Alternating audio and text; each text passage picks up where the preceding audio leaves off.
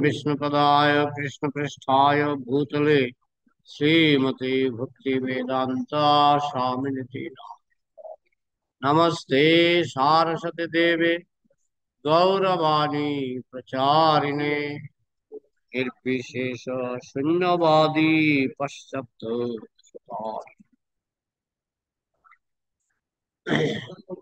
हरे कृष्ण। आज আমরা শ্রীমদ্ ভাগবতের তৃতীয় স্কন্ধের দ্বিতীয় ভাগ 31 নম্বর অধ্যায়ের 7 নম্বর শ্লোক থেকে শ্রবণ করব। অধ্যায়ের নাম জীবের গতি সম্বন্ধে ভগবান কপিল দেবের উপদেশ। মাতৃগর্ভে সন্তানের যে কষ্ট সেটা কপিল দেব বর্ণনা করছে।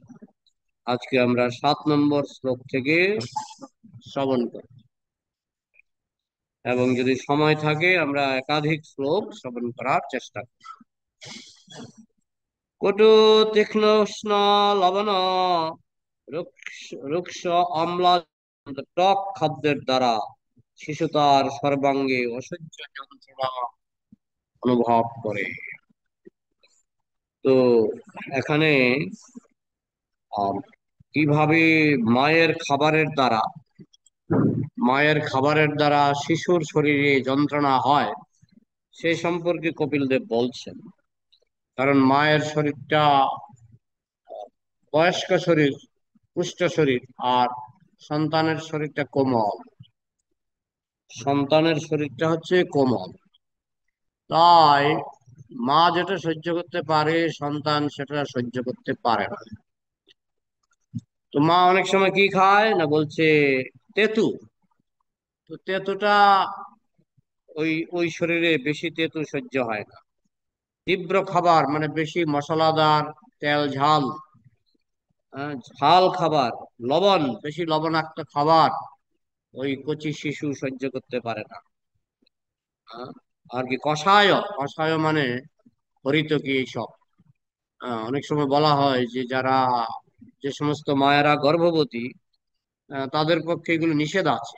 ত্রিফলা বা এই ধরনের খাবার নিষেধ আছে, কারণ ওই গর্ভস্থ সন্তান কষায় যে রসের যে সার অংশ সেটা গর্ভস্থ সন্তানের পক্ষে সহ্য করা কঠিন। আমলা, বেশি তেঁতুল, টক, এগুলিও গর্ভস্থ সন্তান সহ্য করতে পারে না। উল্লনই অত্যধিক, এইসব বেশি যখন মানে অল্প অল্প ঠিক আছে, অল্প অল্প মানে অল্প টক, অল্প মিষ্টি, অল্প ঝাল ঠিক আছে, কিন্তু যখন এগুলি বেশি হয়ে যায় এই বাচ্চার কোমল শরীরে, তখন সেই রস ব্যথা সৃষ্টি করে, প্রভাবিত করে, এবং সমস্ত শরীরে বেদনা অনুভব হয়। অনুবাদ: মাতার ভুক্ত, তিক্ত, তীব্র, অত্যন্ত লবণাক্ত অথবা অত্যন্ত টক খাদ্যের দ্বারা শিশু তার সর্বাঙ্গে অসহ্য যন্ত্রণা অনুভব করে। এই জন্য মাতা যখন গর্ভবতী হয় তখন তাকে হালকা খাবার খেতে হবে। বেশি টকও নয়, বেশি ঝালও নয়, বেশি মশলাদার নয়, বেশি তেতো নয়। তেতো খেলে হালকা তেতো, হালকা অল্প, টক খেলে হালকা টক। হ্যাঁ, এইভাবে মাতাকে খুব সাবধানতার সঙ্গে খাবার গ্রহণ করতে হয়। আমাদের শাস্ত্রে বলা হয়েছে প্রধান দুঃখ হচ্ছে 4 প্রকার: জন্ম, মৃত্যু, জরা, ব্যাধি। তো জন্ম যন্ত্রণাটা এখানে আমরা কিছুটা বুঝতে পারছি, কারণ জন্ম যন্ত্রণা নিয়ে আমরা কখনো ভাবি না, এবং জন্ম যন্ত্রণা যে একটা যন্ত্রণা এটা আমরা অনেকে পাত্তাই দিই না, কিসের যন্ত্রণা। কিন্তু এটা যে কত বড় যন্ত্রণা কপিল দেব বুঝিয়ে দিচ্ছেন। মাতৃ জঠরস্থ শিশুর অবস্থার সমস্ত বর্ণনা আমাদের ধারণার অতীত, আমরা কল্পনাও করতে পারি না। নীল ডাউন হয়ে 10 মাস 10 দিন মাতৃগর্ভে একটা প্যাকেটের মধ্যে, গরম প্যাকেট, সেই প্যাকেটের মধ্যে 10 মাস 10 দিন আমরা থাকি নীল ডাউন হয়ে। প্রভুপাদ বলতেন যে একটা পাটের বস্তার মধ্যে যদি তোমাকে 10 দিন থাকতে বলা হয়, তুমি তো সুইসাইড করতে যাবে। আর সেই মাতৃগর্ভে আমাকে 10 মাস 10 দিন থাকতে হয়। একমাত্র ভগবানের কৃপা আছে বলে আমরা সেখানে টিকে থাকি, না হলে সেখানে টিকে থাকা সম্ভব নয়। এরকম অবস্থায় থাকা অত্যন্ত কষ্টকর, কিন্তু তা সত্ত্বেও শিশুকে সেই অবস্থায় থাকতে হয়, বাধ্য। বাধ্য, জন্ম যন্ত্রণা বাধ্য, মৃত্যু যন্ত্রণা বাধ্য। আমি যদি মনে করি না অন্য কোনো পথে আমি মৃত্যু যন্ত্রণা জন্ম যন্ত্রণাকে আহ এড়িয়ে যাব, আছে পথ আছে, সেটা হচ্ছে কৃষ্ণ ভক্তি।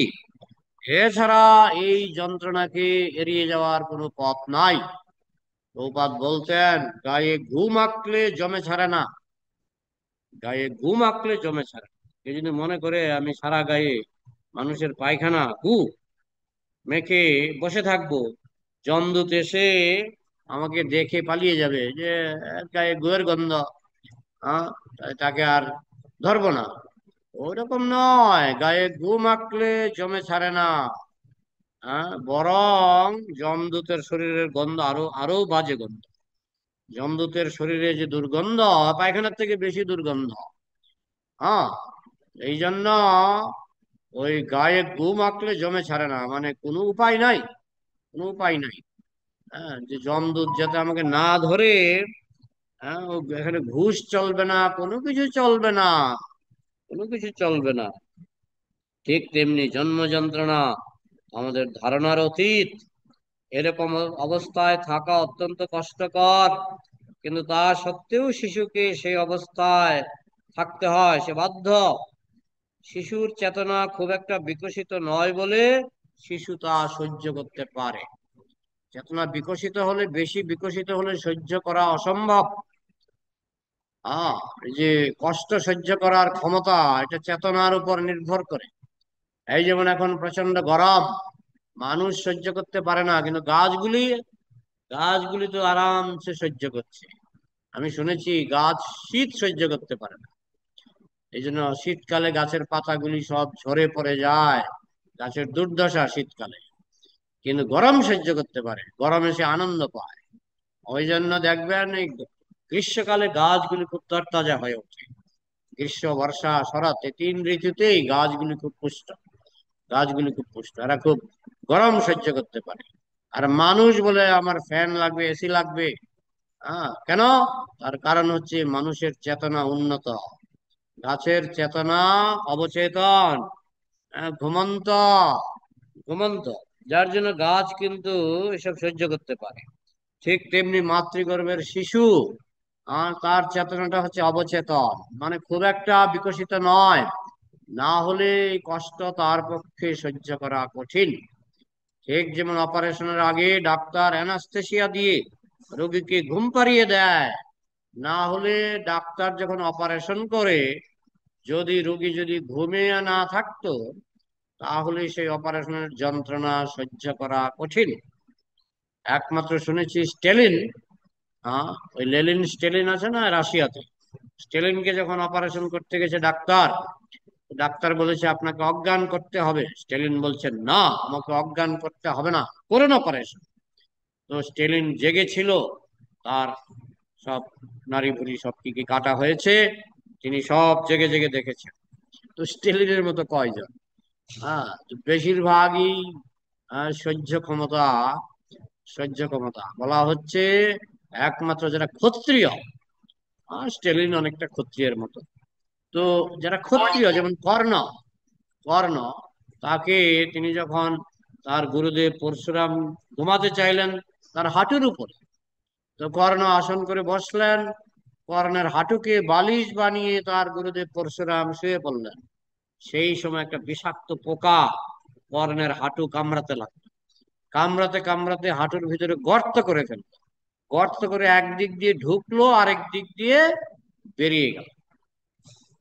এইদিকে কর্ণের হাঁটু থেকে রক্ত গড় গড় করে, গল গল করে রক্ত বেরিয়ে পরশুরামের চুল দাড়ি সব ভিজিয়ে দিল। পরশুরাম ঘুমের মধ্যে টের পাচ্ছেন যে কিছু একটা গরম তরল পদার্থ আমার চুল দাড়িতে লাগছে। তিনি চোখ খুলে দেখেন রক্ত আর রক্ত। তখন তিনি বললেন, এই এই রক্ত কোথা থেকে আসলো? তখন কর্ণ বললেন, এই যে আমার পায়ের মধ্যে একটা পোকা এই দিক দিয়ে ঢুকে গর্ত করে ওই দিক দিয়ে বেরিয়ে গেছে। তখন পরশুরাম ধ্যানে বসলেন, কারণ পরশুরামের কাছে কর্ণ পরিচয় দিয়েছিলেন যে তিনি ক্ষত্রিয় নন, ক্ষত্রিয় নন। কিন্তু পরশুরাম সন্দেহ করলেন যে ক্ষত্রিয় ছাড়া এত কষ্ট কেউ সহ্য করতে পারে না। তখন পরশুরাম ধ্যানে বসলেন, ধ্যানে বসে সব বুঝতে পারলেন যে কর্ণ হচ্ছে ক্ষত্রিয় সন্তান। আর পরশুরাম প্রতিজ্ঞা করেছিলেন যে রাজপুত্র ছাড়া তিনি কাউকে শেখাবেন না, হ্যাঁ ব্রাহ্মণ হলে শেখাবেন। তো এখন কর্ণ তো মিথ্যা কথা বলে ভর্তি হয়েছিল স্কুলে, পরশুরামের পরশুরামের কাছে। তো যখন টের পেলেন যে কর্ণ মিথ্যা কথা বলেছে, শিষ্য হিসাবে তাকে কিছু তেমন কিছু ক্ষতি করতে পারেননি, কিন্তু বলে দিয়েছেন যে সব বিদ্যা আমি তোমাকে শিখালাম, কাজের সময় সব ভুলে যাবে। ওই জন্য কুরুক্ষেত্রের যুদ্ধের সময় কর্ণ এসব ভুলে গেছিল। তো যাই হোক, তো এখানে যে কষ্ট সহ্য করার ব্যাপারে পয়েন্টটা হলো কষ্ট সহ্য করা। অনেকে কষ্ট সহ্য করতে পারে, হ্যাঁ, কিন্তু আহ মাতৃগর্ভের শিশু, মাতৃগর্ভের শিশু তার পক্ষে কষ্ট সহ্য করা কঠিন। তবু কেন সম্ভব না, যেহেতু ভগবান তাকে অ্যানাস্থেসিয়া মানে একটু জ্ঞানটা কম দেয়। জ্ঞানটা যদি বিকশিত জ্ঞান হয় তাহলে কষ্ট সহ্য করা কঠিন। হ্যাঁ, কিন্তু তার মাতৃগর্ভে জ্ঞান থাকে স্তিমিত, হ্যাঁ, সাবকনসাস, খুব একটা বিকশিত নয়, যার ফলে হ্যাঁ মাতৃগর্ভে সে কষ্ট সহ্য করতে পারে। কিন্তু তার মানে এই নয় যে তার তার কষ্ট হয় না, কষ্ট ঠিকই হয়, কিন্তু ভগবানের কৃপায় তা সে সহ্য করে। তা না হলে সে মরেই যেত। মাতৃগর্ভে যে কষ্ট, যদি ভগবানের কৃপায় তাকে কিছুটা অজ্ঞান না করা হতো তাহলে সে মরেই যেত। আর সে মাঝে মধ্যে সে অজ্ঞানও হয়ে যায় মাতৃগর্ভে, আমরা আগের শ্লোকে পেয়েছি, মাঝে মধ্যে সে অজ্ঞান হয়ে যায় মাতৃগর্ভে। সেটি হচ্ছে মায়ার আশীর্বাদ। এই যে ভুলে যাওয়া, এটা একটা আশীর্বাদ। হ্যাঁ, যেমন অ্যানাস্থেসিয়া, ডাক্তার যে অপারেশন করে, হ্যাঁ, রোগীকে ইঞ্জেকশন দিয়ে ঘুম পাড়িয়ে দেয়, এটা আশীর্বাদ। এটা আশীর্বাদ না হলে ওই কাটা চেরার যন্ত্রণা সহ্য করা মানুষের পক্ষে সম্ভব নয়। এটা আশীর্বাদ। যিনি যন্ত্রণা ভোগকারী দেহকে সেই অসহ্য বেদনা সহ্য করার শক্তি প্রদান করেন। হ্যাঁ, এটা যেমন মাতৃগর্ভে হয়, আবার নরককুণ্ড তাই একই ব্যাপার। নরককুণ্ড অসহ্য যন্ত্রণা সহ্য করা যায় না, কিন্তু ভগবানের মায়া শক্তি তাকে একটা যাতনা দেহ দান করে, সে যাতে ওই যন্ত্রণাটা সহ্য করতে পারে। শুধু তাই নয়, যন্ত্রণা থেকে সে এক ধরনের আনন্দ পায়। বলে এটা কিরকম, এটা কিরকম, এটা আমেরিকাতে কিছু লোক আছে, তারা নেশা করে। নেশা কি করে করে শুনলে অবাক হয়ে যাবে। তারা হাত পেতে দেয়, একটা সাপ এসে ছোবল দেয়, ওই ছোবলটা খেয়ে তাদের নেশা হয়। এই ধরনের নেশা, সাপের ছোবলে কষ্ট হয়, কিন্তু ওই নেশার জন্য তারা সেই কষ্টটা সহ্য করতে পারে। এরকম অনেকে হাত কেটে ফেলে, ছুরি দিয়ে হাত কেটে ফেলে, কারণ হাত কাটলে কি একটা, হাত কেটে হয়তো কিছু একটু লাগিয়ে দেবে, নেশা হয়, নেশা। তো এরকম কষ্ট সহ্য করার কৌশল হচ্ছে অজ্ঞান হয়ে থাকা, অজ্ঞান হয়ে থাকা। হ্যাঁ, সেটা সেটা মাতৃগর্ভের সন্তান অনেকটা বৃক্ষ সম, বৃক্ষ সম মানে গাছের মতো। গাছেরও যেমন চেতনা খুব একটা বিকশিত নয়, মাতৃগর্ভের সন্তানের চেতনা সেরকম বিকশিত নয় বলে মাতৃগর্ভে এসে ভগবানের কৃপায় সব বেদনা সহ্য করতে পারে। আমরা শুনলাম যে স্টেলিন, তিনি অজ্ঞান না হয়ে অপারেশন করেছিলেন, আরেকজন অজ্ঞান না হয়ে অপারেশন করেছিলেন, অজ্ঞান না হয়ে অপারেশন, কিছু কাটাছেঁড়া হয়েছিল। প্রভুপাদ, প্রভুপাদকে অজ্ঞান করতে বলা হয়েছিল, প্রভুপাদ বললেন না, অজ্ঞান করতে হবে না। করে করে ফেলল। আর কিছু বেশি না, অল্প ছোট্ট মাইনর কাটাছেঁড়া হয়েছিল। তো প্রভুপাদ তো অজ্ঞান না হয়ে সব সহ্য করতেন। হ্যাঁ, তো এইভাবে যারা খুব আধ্যাত্মিক চেতনায় খুব উন্নত তারা সহ্য করতে পারে, আর যারা খুব অজ্ঞান তারা সহ্য করতে পারে। না হলে যন্ত্রণা সহ্য করার কোনো উপায় সংসারে আর নাই। এরপর 8 নম্বর শ্লোক। ভিতরে জরায়ুর দ্বারা আবৃত। ভিতরে সে একটা আবরণের মধ্যে আছে, প্যাকেটের ভিতরে প্যাকেট। আহ প্রথম প্যাকেটটা হচ্ছে মার শরীরটা, এটা একটা প্যাকেট। তারপরে আবার ভিতরে জরায়ুর একটা প্যাকেট থাকে। যখন সন্তান জন্মায় একটা বেলুনের মতো, সে কিন্তু একটা বেলুনের ভিতরে থাকে। দেখবেন সন্তান যখন জন্মায়, এই পশু পাখিও দেখেছি, গরু যখন জন্মায় প্রথমে একটা বেলুনের মতো বেরোয়। তার মানে বেলুনটার ভিতরে সে থাকে। হ্যাঁ। তো এই যে প্যাকেটের ভিতরে প্যাকেট, প্রথমে সন্তান জরায়ুর দ্বারা আবৃত। আবার তার শরীরের মধ্যে এই যে নাড়িটা পেঁচিয়ে থাকে, কারণ নাড়িটা তো লম্বা। ওইটা নাভি থেকে বেরিয়ে তার শরীরকে জড়িয়ে এটা মার শরীরের সঙ্গে যুক্ত হয়। পৃষ্ঠ ও গ্রীবাদেশ ধনুকের মতো বাঁকা অবস্থায়, পিঠখানা তখন ধনুকের মতো। মাতৃগর্ভের সন্তানের ছবি দেখায়, আমাদের এই ইউটিউবে দেখায়, মাতৃগর্ভের সন্তান ধনুকের মতো কুজু হয়ে থাকে। পিঠটা এবং ঘাড়টা বাঁকা হয়ে থাকে। তার মস্তক উদরের সঙ্গে সংলগ্ন অবস্থায়, মাথাটা তার পেটের মধ্যে নাভির সঙ্গে লেগে থাকে মাথাটা। আর কি, সে মাতার উদরের এক পাশে অবস্থান করে, সেটা আমরা শুনেছি। যদি পুত্র সন্তান হয় দক্ষিণ পাশে, আর যদি কন্যা সন্তান হয় বাম পাশে। মায়ের গর্ভে এইভাবে সে অবস্থান।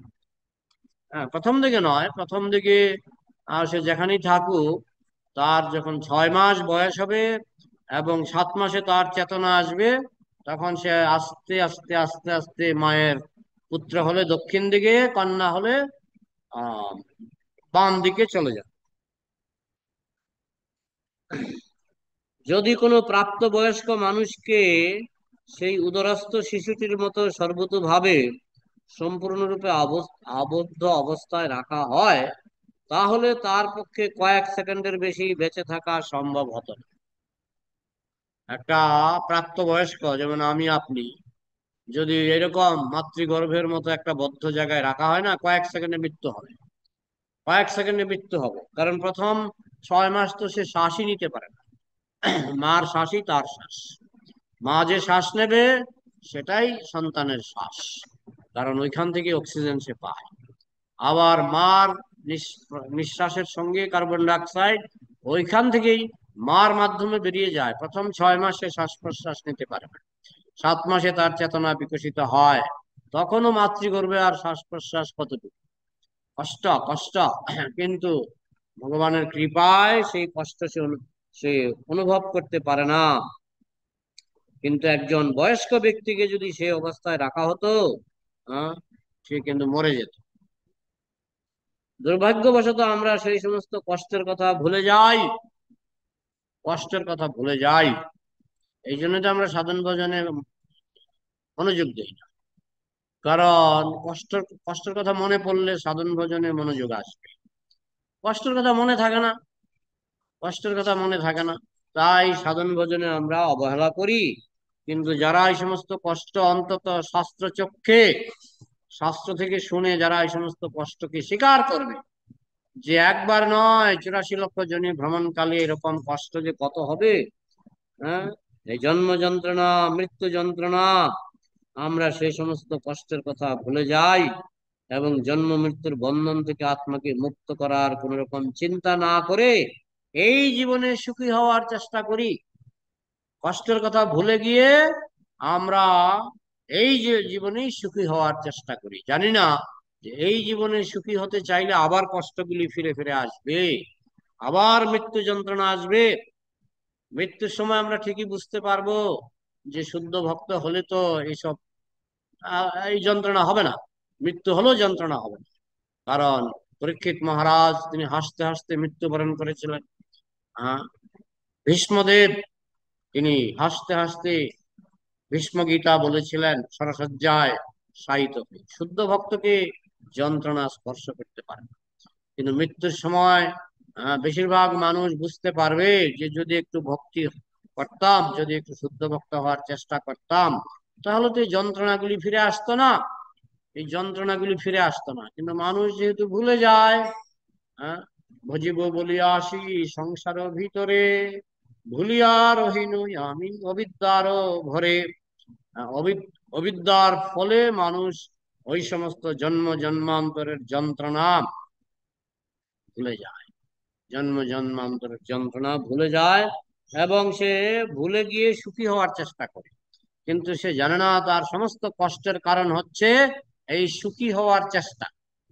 সে যেই সংসারে সুখী হতে চায়, সুখী হতে গিয়ে সে এই সংসারের ভোগ বিলাসে মত্ত হয়, তার ফলেই তাকে বারবার জন্ম যন্ত্রণা, মৃত্যু যন্ত্রণা, মাতৃগর্ভের নরক যন্ত্রণা তাকে ভোগ করতে হয়, যেহেতু সে ভুলে যায় এবং এই সংসারে সুখী হওয়ার চেষ্টা করে। তাই এই সংসারে যারা সুখী হওয়ার চেষ্টা করে তারা হচ্ছে সবচেয়ে বড় বোকা। এই সংসারে যারা সুখী হওয়ার চেষ্টা করে তারা হচ্ছে সবচেয়ে বড় বোকা। পরাকানা মনস্বৃত্ত গোবিন্দ চরণদ্বয়ম অশীতিম চতুরশ্চৈব লক্ষংস্তান জীবজাতিষু প্রমোদ্ভি পুরুষৈ প্রাপ্যম মানুষ্যং জন্ম পর্যায়াৎ তদপি অফলতাং জাতঃ তেষামাত্মাভিমানিনাম বরাকানাম অনাশ্রিত গোবিন্দ চরণদ্বয়ম। পদ্মপুরাণে। অশীতিম চতুরশ্চৈব, 84 লক্ষ। অশীতিম চতুর, অশীতি মানে 80, চতুর মানে 4, 84 লক্ষং লক্ষ, 84 লক্ষ জীবজাতিষু, এইভাবে 84 লক্ষ জাতি মানে 84 লক্ষ জনি ভ্রমণ করে করে অশীতিম চতুরশ্চৈব লক্ষংস্তান জীবজাতিষু ভ্রমদ্ভি, ভ্রমণ করে করে কোটি কোটি বছর ধরে 84 লক্ষ জনি ভ্রমণ করে করে প্রাপ্য মনুষ্য জন্ম পর্যায়াত, শেষ পর্যন্ত মনুষ্য জন্মের পর্যায়ে চলে আসে। প্রাপ্তম পায় মনুষ্য জন্ম পর্যায়াত, 84 লক্ষ জনি ভ্রমণ করতে করতে শেষে সে মনুষ্য জন্মের পর্যায়ে চলে আসে। 4 লক্ষ মনুষ্য জন্ম, সেই জন্ম পায় মনুষ্য জন্ম পর্যায়াত। অশীতিম চতুরশ্চৈব লক্ষংস্তান জীবজাতিষু প্রমোদ্ভি পুরুষৈ প্রাপ্যং মনুষ্যং জন্ম পর্যায়াত তদপি, তা সত্ত্বেও এই যে 84 লক্ষ জনি সে ভ্রমণ করলো কত কষ্ট করে, কোটি কোটি বছর, কান্না করেও শেষ করা যাবে না, কান্না করেও শেষ করা যাবে না। হ্যাঁ, 84 লক্ষ জনি ভ্রমণ যেখানে কথা, হ্যাঁ সেই কোটি কোটি বছর শুনতে তো মজা লাগছে, কিন্তু বিষয়টা বাস্তবে বাস্তবে অনুভব করলে ভয়ঙ্কর, ভয়ঙ্কর। তো তথাপি তারপরেও, এত কষ্টের পরেও সে যখন মানুষ হয়, সে একটা সুযোগ পায়, এই কষ্টের হাত থেকে বাঁচার একটা সুযোগ পায়। হ্যাঁ, যেমন আপনি জেলখানাতে আছেন, যাবজ্জীবন কারাদণ্ড, রাষ্ট্রপতি এসে আপনাকে জেলখানার দরজায় নিয়ে গেল, নিয়ে বললো বেরিয়ে যাও, আপনি বললেন আমি বেরোবো না। মনুষ্য জন্মটা হচ্ছে বেরোবার একটা দরজা, এই সংসারের বন্ধন থেকে বেরোবার একটা দরজা। কৃষ্ণ বলছেন এবার তোমাকে দরজা খুলে দিলাম, বেরিয়ে যাও। না আমি বেরোবো না। কি করবে? আমি 84 লক্ষ জনি ভ্রমণ করব, 84 লক্ষ বার মৃত্যুবরণ করব, 84 লক্ষ বার জন্ম যন্ত্রণা, মৃত্যু যন্ত্রণা, বার্ধক্য যন্ত্রণা, রোগ যন্ত্রণা ভোগ করব। করো। কিন্তু মনুষ্য জন্মে দরজা খুলে দেওয়া হয়েছে। তদপি অফলতাং জাত, তা সত্ত্বেও সে এই মনুষ্য জন্মটাকে বৃথা নষ্ট করে, এত বড় সুবর্ণ সুযোগ সে বৃথা নষ্ট করে। তদপি অফলতাং জাত তেষাম আত্মাভিমানিনাম, অহংকারে মত্ত হয়ে সে সব ভুলে যায়, 84 লক্ষ জনি ভ্রমণের কষ্টের কথা ভুলে যায়। অতীতে যে সে কতবার নরক যন্ত্রণা ভোগ করেছে সব সে ভুলে যায়। অভিমানিনাম, অহংকার, অহংকার। তদপি অফলতাং জাত তেষাম আত্মাভিমানিনাম বরাকানাম, বরাকানাম মানে গাধার গাধা, আরে গাধার গাধা, বরাকানাম অনাশ্রিত গোবিন্দ চরণদ্বয়ম, গোবিন্দের দুটো চরণকে আশ্রয় করা। গোবিন্দের দুটো চরণকে আশ্রয় করো, তাহলে তো এই যে 84 লক্ষ জন্ম যন্ত্রণা, মৃত্যু যন্ত্রণার হাত থেকে বাঁচতে পারো। চরণাদ্বয়ম তদপি অফলতাং জাত তেষামাত্মাভিমানিনাম বরাকানাম অনাশ্রিত গোবিন্দ চরণাদ্বয়ম। সেই গাধার গাধা, সে এত কষ্ট পাওয়ার পরেও তাকে যখন সুযোগ দেওয়া হয় যে তুমি আবার বেরিয়ে যাও, এবার এই মৃত্যু মৃত্যু সংসার বর্তমানে মৃত্যু সংসারের পথ থেকে বেরিয়ে যাও, না আমি বেরোবো না। আমি বেরোবো না। এই হচ্ছে গাধার গাধা। এটি আমাদের সভ্যতার দুর্ভাগ্য যে এই সমস্ত বিষয় যথাযথভাবে আলোচনা করা হচ্ছে না। আলোচনা করলে চিন্তা হবে, আলোচনা করলে চিন্তা হবে, আলোচনা না করলে চিন্তা আসবে কি করে? যাতে মানুষ জড় অস্তিত্বের এই ভয়ঙ্কর অবস্থার হৃদয়ঙ্গম করতে পারে। হ্যাঁ, যে আমাদের সামনে বিপদ, পেছনে বিপদ। সামনে বিপদ কি? মৃত্যু যন্ত্রণা। এখানে যারা উপস্থিত আছেন বা যারা উপস্থিত নাই, মৃত্যু যন্ত্রণা কাকে ধরবে না? মৃত্যু যন্ত্রণা কাকে ধরবে না? সবাইকে ধরবে। এক মাঘে শীত যায় না, মরবেন, আবার জন্ম হবে, আবার মরবেন, আবার জন্ম হবে। এই যন্ত্রণা কতদিন সহ্য করা যায়? যতদিন আমরা ভুলে থাকতে পারি, ভুলে থাকতে পারি। যন্ত্রণা সহ্য করার একটা উপায় হচ্ছে ভুলে থাকা। যে মানুষ যে মদ খায় না, কেন মদ খায় জানেন? হ্যাঁ, আমি বললাম না, আমার এক বন্ধু পরীক্ষায় ফেল করেছিল। তো যেদিন ফেল করেছে, খবর আসলো আমি ফেল করেছি, সেই দিনই মদের বোতল কিনে একেবারে বুঁদ হয়েছিল। আমার সঙ্গে রাস্তায় দেখা হয়েছে, তুমি মদ খাচ্ছ কেন? ফেল করেছি, যন্ত্রণা সহ্য করতে পারছি না, মনের কষ্ট সহ্য করতে পারছি না। তো এইভাবে যন্ত্রণা সহ্য করার জন্য মানুষ ভুলে যেতে চায়, ভুলে যেতে চায়। আর ভগবান ভুলিয়ে রাখে। না হলে যে 84 লক্ষ জনি আমরা ভ্রমণ করেছি, ভবিষ্যতেও করব, এবং নরক যন্ত্রণা যে কি ভয়ঙ্কর নরক যন্ত্রণা, এসব আমরা ভোগ করেছি। কিন্তু ভুলে যাই না, না ভুললে তো এই সংসারে ভোগ বিলাসের রুচি হবে না। হ্যাঁ, একটা গল্প আছে যে একটা মন্ত্রী খুব, মানে মন্ত্রীটার খুব মানে নাক সিটকানি বলে না, নাক সিটকানি বুঝেন তো? খেতে বসলে বলবে, এই এটাতে লবণ কম আছে, এটাতে লঙ্কা বেশি হয়ে গেছে, এই এটাতে মশলা কম পড়ে গেছে। সব সময়, সব সময় মানে খুঁত ধরত, সবসময় খুঁত ধরত। একদিন রাজা মন্ত্রীকে ভালোবাসেন, কিন্তু মন্ত্রীকে কি একটা পরীক্ষা করবেন। তো একটা কি একটা ছোট একটা ভুল ধরেছেন মন্ত্রী। ভুল ধরে বলছেন যে আগামী 10 তারিখ আপনার ফাঁসি হবে, আগামী 10 তারিখ আপনার ফাঁসি হবে।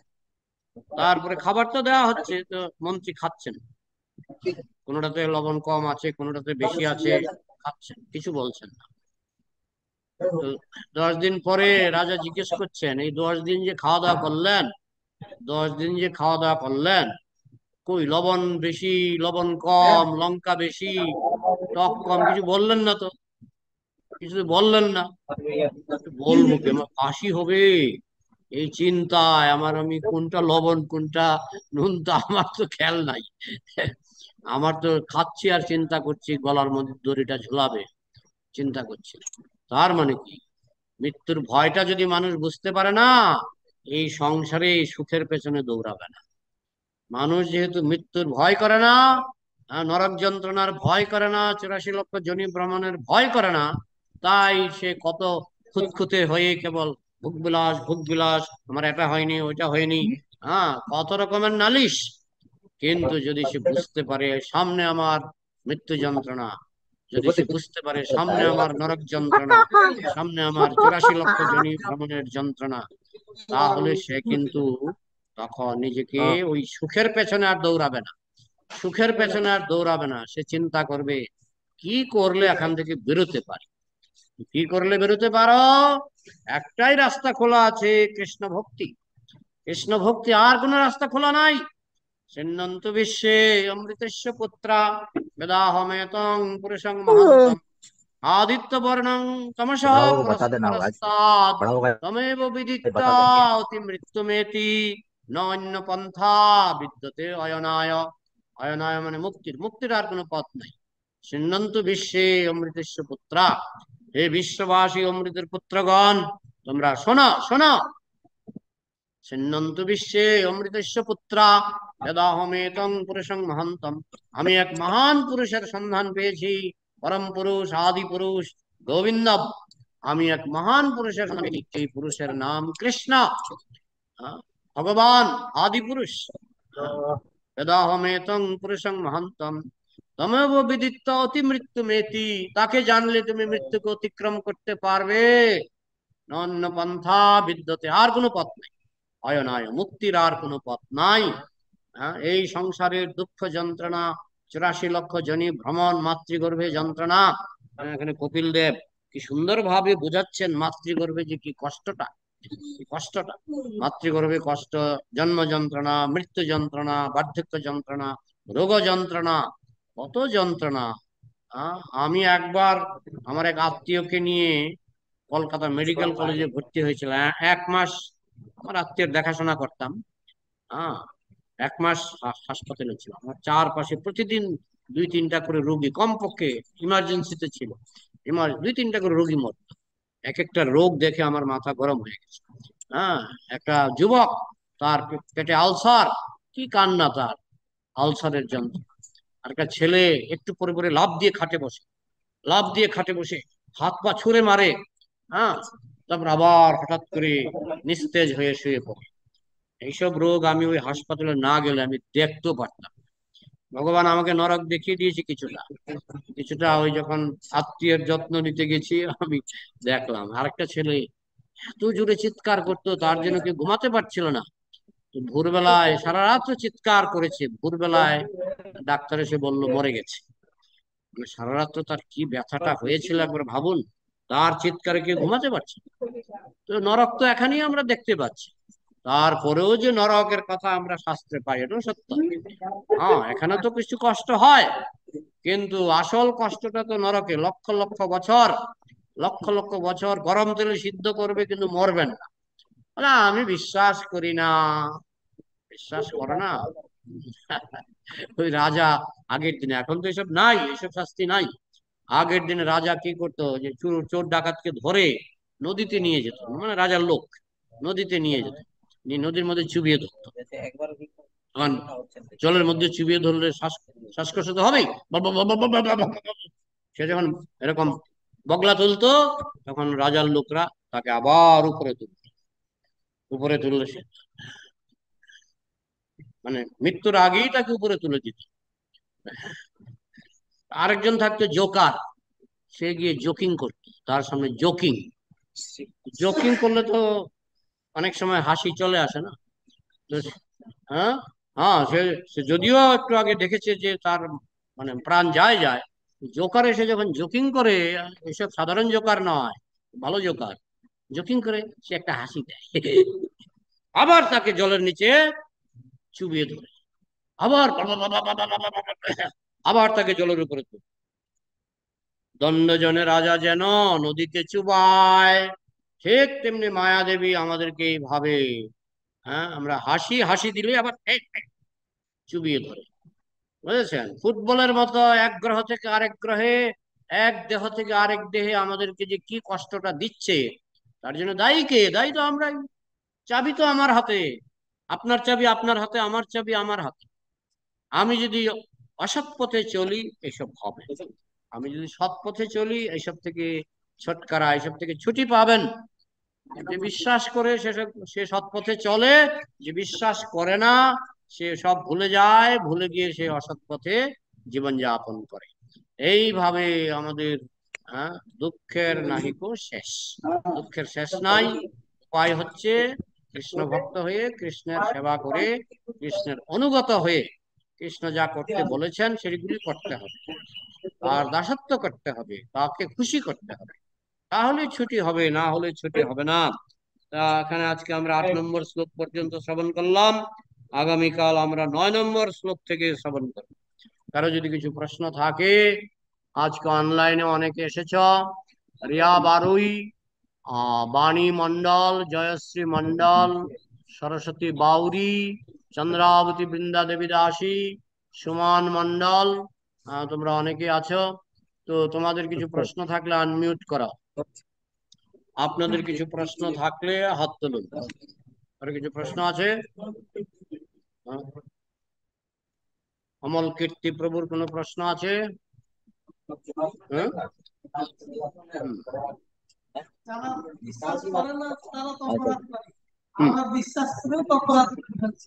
বিশ্বাসটা তীব্র নয়, কাঁচা বিশ্বাস।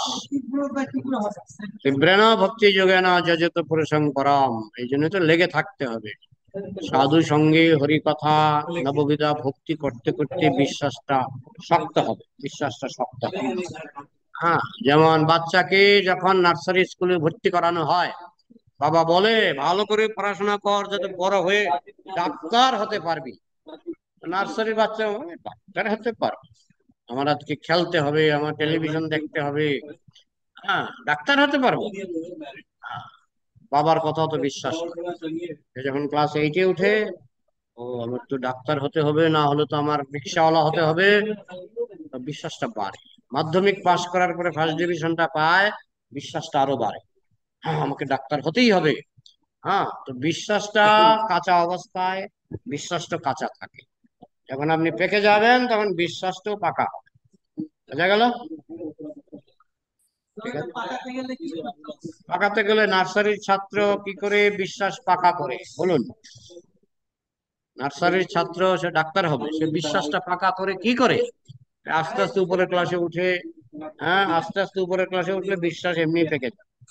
ঠিক তেমনি আপনি আস্তে আস্তে যখন আমাদের 9টা ক্লাস, সাধু শ্রদ্ধা, কত সাধু সঙ্গ, কত ভজন ক্রিয়া, কত অনর্থ নিবৃত্তি সাত, তত নিষ্ঠা, রুচি তত, অথ আসক্তি তত ভাব, তত প্রেমাবোধন। 9টা ক্লাস আছে। এই 9টা ক্লাস আপনাকে পাশ করলে একেবারে বিশ্বাস তখন পেকে যাবে। বুঝেছেন? এটা ভগবান বুঝলেই হলো। আপনি শুধু আনন্দ পাবেন, দেখবেন আপনার ভালো লাগছে, মন চঞ্চল হচ্ছে না। আর যদি পাস না করেন মন চঞ্চল হবে, মন চঞ্চল হবে, এদিকে দেখবেন ভোগ বিলাস, সেদিকে চোখ যাবে, মন যাবে, তার মানে আপনি পাস করেননি। আর যদি দেখবেন না ভোগ বিলাস আপনাকে বিচলিত করতে পারছে না, তাহলে বুঝবেন আপনি পাস করে গেছেন। আপনার পেটে খিদে আছে কিনা, এটা কি ডাক্তারকে গিয়ে বলবেন, ডাক্তারবাবু দেখেন তো আমার পেটে খিদে আছে কিনা? কি বলবে ডাক্তার, কি বলবে? রেগে যাবে, বলবা আপনার খিদে আছে কিনা আপনি জানেন? তো আপনার সাধন ভজনে উন্নতি হচ্ছে কিনা আপনি বুঝবেন যখন দেখবেন কোন সুন্দরী মেয়ে দেখলো মন চঞ্চল হয় না, তখন বুঝবেন আপনি সাধন ভজনে পেকে গেছেন। বুঝেছেন? একেবারে।